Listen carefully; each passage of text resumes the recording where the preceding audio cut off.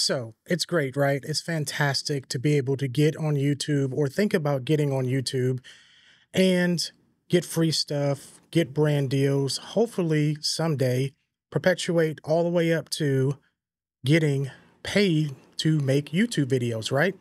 That's the dream. And I'm not just talking about YouTube revenue from ads and stuff like that. I'm actually talking about brand deals that you can get from different manufacturers and different product makers. But not just that, you can actually get revenue from people that offer services. I'm sure you've seen it. It's so played out by now. Need a website? Squarespace has got you covered. Storyblocks, Keeps, Hymns, Wix, all that stuff. But today I just wanted to talk to you about my journey with YouTube and how I was able to get a lot of free product and sponsored deals. Now, all this information is just my experience. I'm not saying this is like a strategy and this is a formula to get free products and brand deals and sponsorships, but this is what has worked for me. And I'll tell you when I think, based upon my experience, you should try, or when you should worry about trying to get brand deals and sponsorships from manufacturers and or services or a company that offers different products. So let's jump right into it. Hey, welcome back to the channel. I'm so glad to see you back. If this is your first time here, stick around. My name is Neil and I'm an aspiring filmmaker, and I talk about all types of gear, just like cameras, lenses, lighting, camera accessories, and a little bit of stuff in between. And today's purpose of the video is talking about how you can get your first brand or sponsored deal. So I've been on YouTube for about 5 years now, on and off. And basically I should be at a different level than what I'm at right now. But when I started my channel 5 years ago, I basically gave it a year. Was able to build up a decent audience, but life got in the way, and basically I stopped for 2.5, almost 3 years. So I've been back on YouTube now for about a year and a half, or right under a year and a half. And since then, I've just been working decently. I wouldn't say hard or hustling or going hard with trying to give content on the channel. And my whole goal with coming back was to learn from the videos that I did before. The videos I did before weren't great in my opinion, but we all start somewhere, right? So I try to improve now the quality of my videos, and not only the quality of my videos, but the value of my videos, because I want my videos to be informative, provide value to you, so you keep coming back, and hopefully I can be someone that you listen to for advice or for my opinion on certain products when it comes to being in the filmmaking space or the camera space or whatever niche that I fall into for that matter. So on my channel now, I have almost, well, actually, I just crossed 16,000 subscribers. So thank you, all of you who have subscribed to the channel. And what's crazy is here recently, looking at my analytics, about 96% of the folks that watch my content aren't subscribed. So if you find any value in this video by the end of it, please consider doing so. Let's talk about when you should go after sponsored deals and brand deals, products, services that maybe you can use on your channel or outside of your channel. And I think, there's a misconception out there that you just start a YouTube, you start uploading videos, you should probably try at about 1,000, subscribers. And that's not saying that you can't, okay? Don't get me wrong. But obviously with these companies and obviously with YouTube, there's so much competition out there.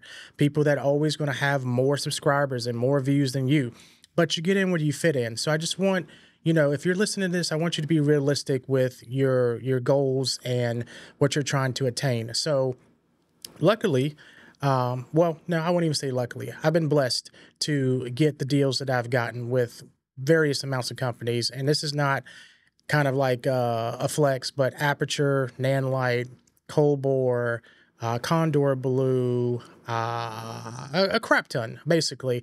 Big companies, right? And the more you grow your channel, the more opportunities you'll have for that. So I would say focus on creating first. Start YouTube because it's a passion. Whatever you're talking about, it's a passion of yours and you just like creating. If your content just resonates with one person, to me, that's what makes the difference, and that's what makes it worthwhile. That's all you need. You don't need millions of people to see your video. It's nice if your video goes viral and it's informative and it packs a lot of value and it ends up going viral and it helps a lot of people out. But don't jump into the YouTube game immediately thinking that you're going to make money from it and or you're going to start getting a bunch of free products. Now, To be monetized on YouTube, let's just start there with like the low level, like the ground base or base ground, whatever you want to call it. In order to start making money from YouTube through YouTube, you have to have 1,000 subscribers and 4,000 watch hours. Depending on your niche, you're going to do either really well or you're just going to do okay, because YouTube pays in what they call CPM, and that is basically your cost per 1,000 views. The healthcare industry, the finance industry, wellness industry, they have the highest CPM. They can go anywhere from $9 to $20, right? Camera stuff like this in the niche that I'm in, it's typically around $2 to $4 per thousand. And don't get me wrong, something is better than nothing and it always adds up. But that's what you need in order to get monetized on YouTube and start making money from YouTube. Now, once you, I would say, have 1,000 subscribers, just set your goals realistically, right? Don't go after the big brands and the big, deals. Like for me, for instance, if I was starting over, I do have a relationship with Aperture now. But let's just say I wanted some lights for my studio or some lights for my productions that I do as far as work goes. I wouldn't go right out to Aperture with 1,000 subscribers, right? Even if I have 100 videos, those videos really don't mean a whole lot. Like obviously you want to make those videos good. You want to have good content. You want to have educational content and valuable content because people come to YouTube for education besides entertainment purposes. So I would start off with, say, someone that's maybe a smaller light manufacturer that's not, as up there top tier, if you would, as say Aperture. I would go with something like Colbor or even Surrey makes lights, Ulanzi makes lights. So start there. Not saying that you have to start at the bottom, and I don't consider that bottom because all of those companies make great products. Aperture is a higher end product, so that means a higher end price. Say, for instance, you're in the health and beauty sector, I guess. You don't just reach out to L'Oreal or Revlon and stuff like that. Reach out to these smaller companies. Like for us guys, it would be Manscaped or Keeps or Hims and stuff like that. And the way you would do that is I don't find that going into their Instagram DMs or messaging them on Facebook or filling out their form on their website, that is not the right way to get to who you need to get to talk to. So the way that I've had much success is scouring their website. And if you're in the US, I would suggest you go to the US version of the site if they have different sites for different countries. But for example, go to the US site for whoever you're trying to reach and find their marketing department or marketing manager email. Typically, it's going to be something like partners or partnerships or collaboration at that company name. Email them, but not just email them and say, hey, can I get some free products? I'm a content creator. You need to give them something of proposition value. So for instance, with me, I'm not going to name the company, but I'm just going to say, and it's not Aperture. I have 4 different light manufacturers that I have worked with. But for instance, I wanted a certain set of lights. And I said, hey, how about this? How about I do a review on these lights for you? I'll do a separate review. Then I will do a reel for each particular item. And then, because I needed to, I'll use this in a certain production, like how to film a cinematic interview or how to do this project or that project. And I'll use your products in those videos and be able to show off and feature your products in those videos. So you're not just coming to them and saying, hey, I'm just going to do XYZ. You're giving them an outline and a plan because they want to see that you have some skin in the game, that you're not just saying, hey, give me free stuff because I have X amount of subscribers or I get X amount of views. That's not the way to approach it. So the way that I would approach it is exactly that. Find that marketing manager, find that marketing person or that marketing department email on the particular site that you're, the country that you're in, because a lot of times these companies have different departments if they especially ship their products overseas or they have different headquarters depending on the country that they're in. So find those emails and then give them a value proposition as to why they should work with you, not just because you have X amount of subscribers or views or you think that your content is super great. Because just keep in mind, if you're trying to reach out to them, I'm sure they have hundreds of others, if not more, trying to reach out to them and do the same thing. So make yourself stand out in that aspect. So when should you try to do it? That's like the burning question. I would say if you have at least 1,000 to 2,000 subscribers, more so the latter, I would start reaching out to companies. And again, just be mindful. Don't go after the big fish. You know, the little crappies in the pond, they're still fish. Try to go after those.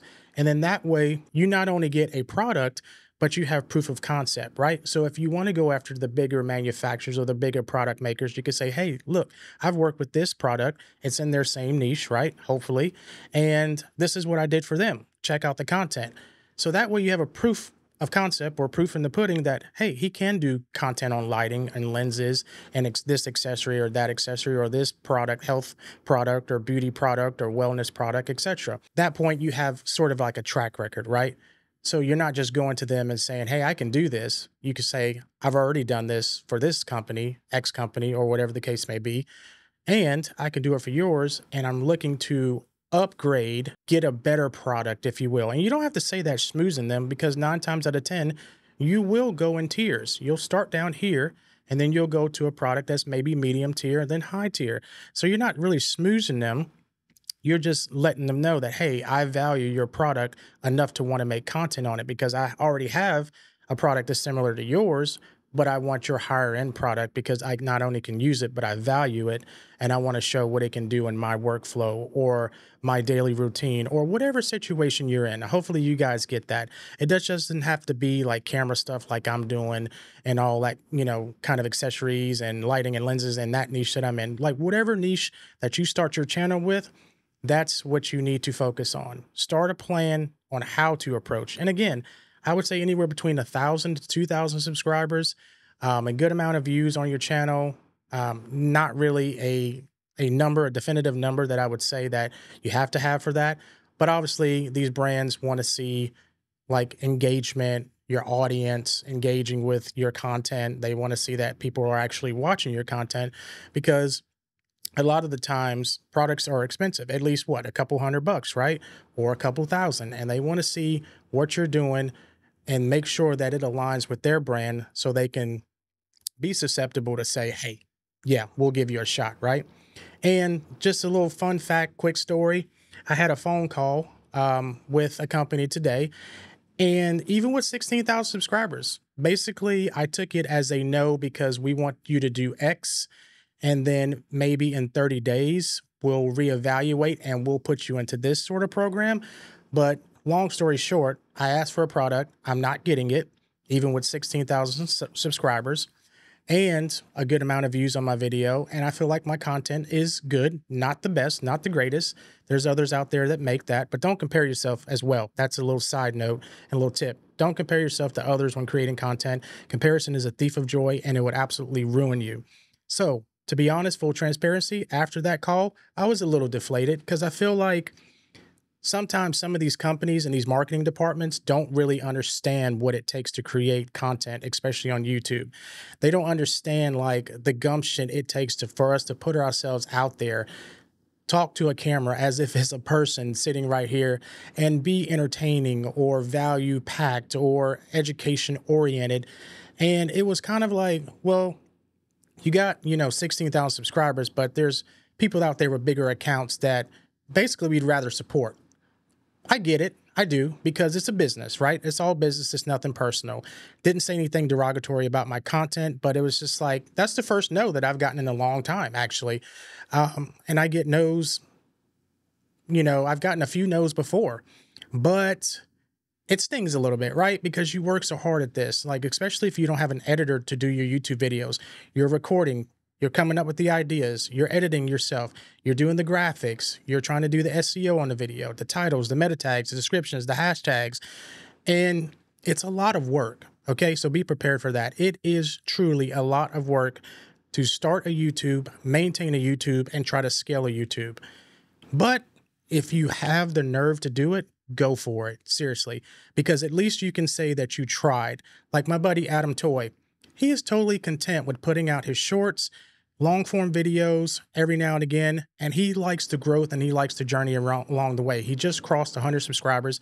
I'm going to link his channel down in the comments below, actually the description below, but he loves it. He just does it because he's passionate about Fuji gear, Sony gear, DJI Pocket 3, the stuff that he likes, he's buying and he's getting. And he's not worried about brand deals right now because he knows it will come, right? but he's just wanting to share his experiences with these products that he loves and he enjoys and this niche that he loves and enjoys. And that's what it's all about, guys. So matter of fact, go check out his channel if you would. Again, his link to his channel is in the description. He does a lot of cool stuff, a little vlogging, and then shows off some of the work that he's done. Excellent photographer. I mean, just stellar photographer. He's been around the world. You can check him out in the description. But what I'm saying really is just be excited to go on the journey. Don't focus on getting free products, making money on YouTube right away, but just kind of give you a timeline or an estimate. When you get to 1,000, 2,000, I would say confidently you could start reaching out to some companies, and don't get dissatisfied or disheartened by the no's. You may get a bunch of no's before you get a yes. And when that yes comes, it's going to feel so dang good. So that's just kind of my little story and my perspective on when you should try to get brand deals and sponsor deals. And I think the most important takeaway is just do it for the passion first, and don't jump in their DMs. There's tons of people jumping in their DMs. Get to that marketing person's email. Typically, you can find it on any website. Just go to the contact us or about us. It may hang out in one of those two pages, and make sure that you're emailing the marketing or partnership or collaboration department in order to get to the right people. And thirdly, write a good proposal as to why they should work with you and why they should send you that product, because that is very important too. All right, guys. So hopefully this video provided a little value for you. It may have just been a rant and a little storytelling, but it's always good, right? It's always good to try to tell a story, and maybe someone's went through it and they can resonate with you. And that's what matters, right? If you can resonate with one person and give them your perspective and make them feel better about maybe the same experience that they went through, hey, that's why we do it, right? Just provide value and provide something that's fun. All right, so until next time, everyone just stay passionate, stay creating, be kind to each other, be safe, and I'll see you on the next one. See ya.